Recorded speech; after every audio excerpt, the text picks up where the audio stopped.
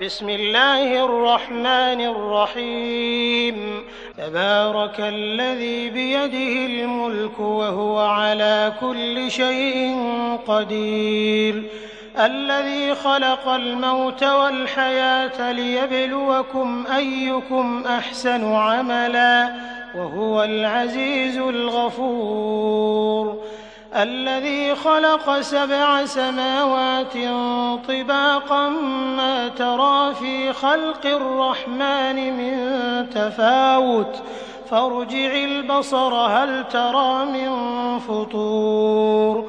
ثم ارجع البصر كرتين ينقلب إليك البصر خاسئا وهو حسير ولقد زينا السماء الدنيا بمصابيح وجعلناها رجوما للشياطين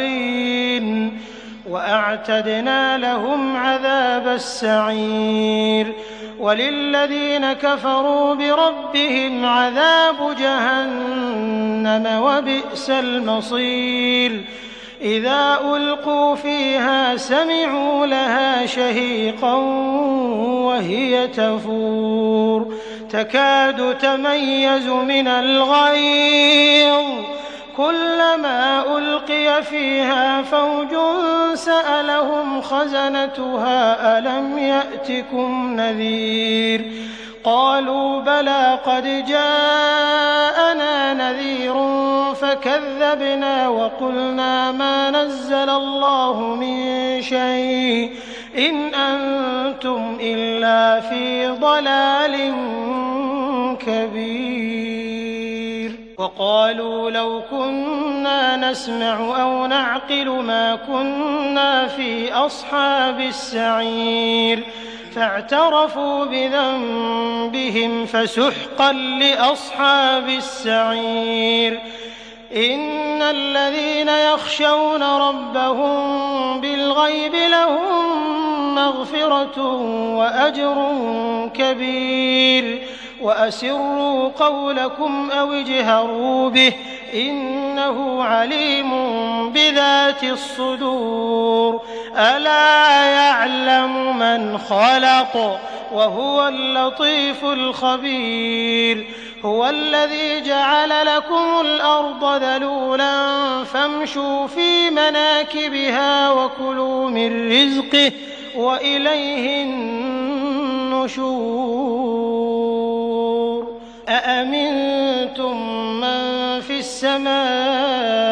أن يخسف بكم الأرض فإذا هي تمور أم أمنتم من في السماء أن يرسل عليكم حاصبا فستعلمون كيف نذير ولقد كذب الذين من قبلهم فكيف كان نكير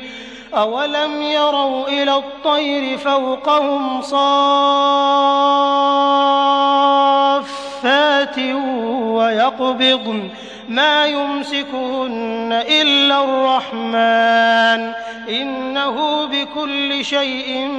بصير أمن هذا الذي هو جند لكم ينصركم من دون الرحمن إن الكافرون إلا في غرور أمن هذا الذي يرزقكم إن أمسك رزقه بل لجوا في عتو ونفور أفمن يمشي مكبا على وجهه أهدى أمن يمشي سويا على صراط مستقيم قل هو الذي أنشأكم وجعل لكم السمع والأبصار والأفئدة قليلا ما تشكرون قل هو الذي ذرأكم في الأرض وإليه تحشرون ويقولون متى هذا الوعد إن كنتم صادقين قل إنما العلم عند الله وإنما أنا نذير مبين فلما رأوه زلفة سيئت وجوه الذين كفروا وقيل هذا الذي كنتم به تدعون قل أرأيتم إن أهلكني الله ومن معي أو رحمنا فمن يجير الكافرين من عذاب أليم قل هو الرحمن آمنا به وعليه توكلنا فستعلمون من هو في ضلال مبين قل أرأيتم إن أصبح ماؤكم غورا فمن يأتيكم بماء